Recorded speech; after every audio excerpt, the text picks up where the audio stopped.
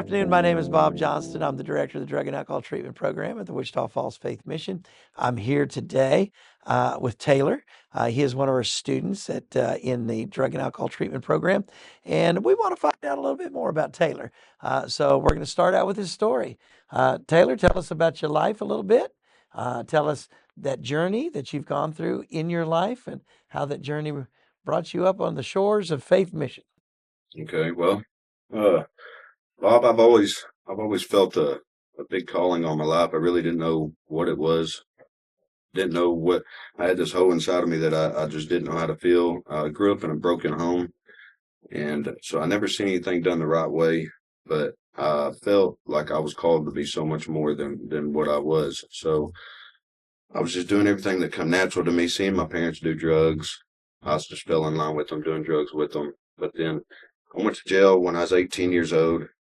Sat in there for about a weekend, hated it. So when I got out of that jail, I decided that I was going to do something with my life. So I went to the road, started working in the oil field, stayed in the road, working in the oil field for all of my 20s, ended up hurting my back when I was 23 years old, right after I had my son. And went to the doctor, had a doctor prescribe me painkillers just to be able to keep working because I was the only one working. My wife or my baby mom at the time wasn't working. She was just staying at home, taking care of the new kid. And So staying home and just relaxing, laying around was not an option. so I was working 12, 16-hour days, and I couldn't just not go to work. So I went and seen a doctor. He said I had a hairline fracture in one of my vertebrae, so he prescribed me oxycodone, acetaminophen, and I started taking them, and I'd go to work, and it worked for a long time. I was on them for 4 years. He prescribed me 120 a month, but then it got to the point to where they didn't work. I got to where I'd start taking more, more, more. Then before I knew it, I was buying other people's scripts just to be able to go to work. And keep in mind, this whole time I was working, I never quit working, but it got to the point where the pills wouldn't work. They wouldn't work. So I need more and I need more. And then after 4 years of taking them, the doctor ripped me off because he ripped me off the prescription. And it was actually right before the coronavirus happened. My doctor passed away. So I got a new doctor. The new doctor said, well, you shouldn't have been on them longer than 6 months. That's a temporary solution. It's not a permanent solution. So he took me off of. He didn't wing me off of them. He just ripped me off of them. And I was getting the highest dose at that time, pretty much. So it was really tough. So I went straight from painkillers to opiates. Started shooting up heroin just to be able to get by because I was when I was taking painkillers, I was taking 10, 15 pills at a time. Then I got to where I was snorting up 10, 15 pills at a time. When taking them wasn't working, I started snorting them. And then it got to the point where I was shooting them up. And then it got to the point where that wasn't working. So then when he ripped me off of them, I started detoxing real bad. Ended up on heroin. Started doing heroin real bad. Got laid off in the coronavirus. Had to come home. Had to sell my camper just to get by because my wife, she had the same problem when she had, or my old lady at the time, she had the same problem because when we had a kid, we had a huge kid and it messed up her insides. It messed her up pretty good. We had a 9-pound baby. So it did a bunch of damage. So it's right after she had a kid, she got addicted to painkillers too. And we was going to the same doctor. We was getting them from the same doctor. So she'd get hers and I got mine. So we was stuck in the same problem. We both had the same problem and we just eventually go up on our doses and it got to where for her the same way as it was for me. It just got to where it wasn't helping her. So she ended up going to heroin too. Got stuck on heroin at the same time.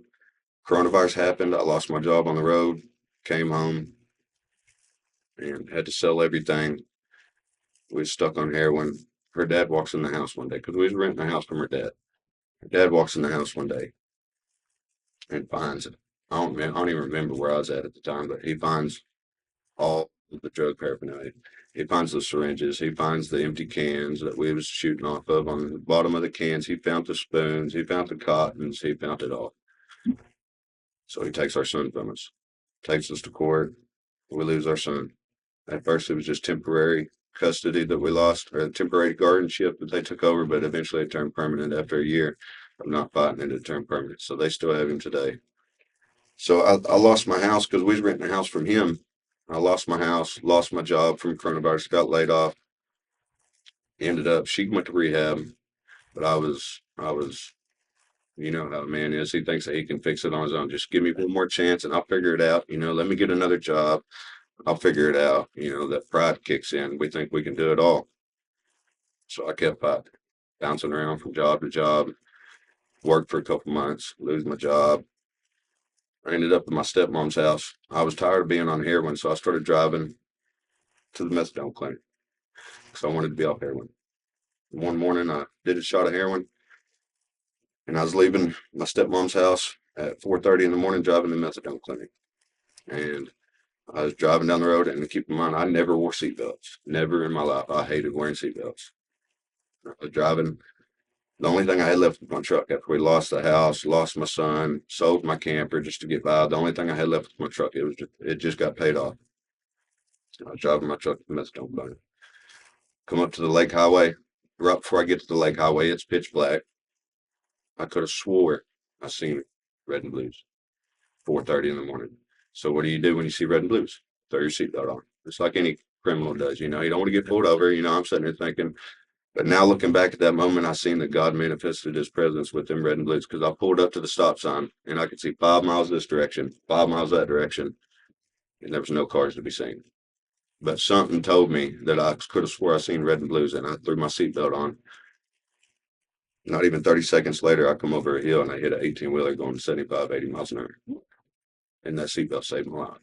So I broke my back in two spots. It totally shattered my fifth vertebrae, lost over 70% of my fourth and fifth vertebrae. So I imagine I've shrunk about an inch and a half, something like that. And so I had to come off heroin, had to detox with a broken back. So if you can imagine not having no painkillers, no opiates while you're dealing with a broken back, laid up. That's a bit of a rough go right Yeah, there. it was really rough, but I did it. I got through it. I was going to the methadone clinic, so they just let me have methadone to get by, and but it wasn't enough. I was staying with my grandpa at the time, and he wasn't just going to let me stay there for free. Obviously I had to work, and so I laid up for about 3 weeks, and then I decided I was going to limp around and go find another job. And he took me back and forth to work, but I just didn't feel right. I felt like I wasn't doing enough, so I started using meth just to give me a little extra umph. I was recovering. I needed something to get me by, so I started using meth. Then that started a whole downward spiral. You know, I moved in with my mom. My mom's a big drug head, and we is just bad enablers. We'd enable each other, and we'd get high together. We'd go steal together. We'd do all kinds of bad stuff together. Just stuff you weren't supposed to do, stealing from people. Getting high. There was no. We had no rules. It was a horrible thing. And I moved this girl in, toxic relationship, and of course, if meth and drugs are involved, then it's not going to be anything good. God ain't going to bless that. So it was a toxic relationship that I kept going back to. I ended up in we got an argument, and I ended up in jail over a felony domestic assault, impeding the breath, and stayed in jail for a couple months. Got out, went back to the same girl, thinking something was going to change. Not a good idea. Same thing happened again. Went back to jail for felony domestic assault, and this happened 3 times. And third time, I ended up in jail. And I was sitting there thinking I'd come to my wits' end. I was in a state of brokenness. I was stuck in a grave of my own design. And I just sit there, and it was like Paul in Romans 7. I'd sit there and just thinking, why am I doing the things that I don't want to do? And the things I want to do, I cannot carry out. I can't do. And I think then that's when, because like I said, I grew up in a broken home, not a Christian home. So I knew nothing about God. I knew nothing about the calling he had on my life. And it was right there in that jail cell where I finally decided, instead of looking inward towards myself, I decided I was going to look upward. He gave me that initial measure of faith, and he pointed me towards his son, Jesus Christ. And in return, he gave me I sat there and prayed. I said, God, if you get me out, because I should have went to prison, habitual offender, 3 felony domestic assaults. And I was like, God, if you get me out of this, I'll do whatever. And that's what he did. How do you do that? He got me into the faith mission. So I ended up here. And then that's when my whole world started to change. I wasn't in the darkness no more. I wasn't ignorant no more. All that stuff that I used to do that just come natural to me. When you surround yourself with a bunch of good people like you and Steve and all the guys that were around it, it's really an eye-opening experience to who we're called to do. And then I started to realize I started to get all these crazy thoughts, this big imagination, that you never thought you'd be capable of doing. And now all of a sudden it's like, well, my God is a God of impossible. And he's putting this stuff in my head, and now I'm sitting there thinking like, this is why I was meant for so much more. I see good people like Bob. I look up to you like a dad. You was the dad that I never had. I lost my dad when I was 16, and it was really horrible.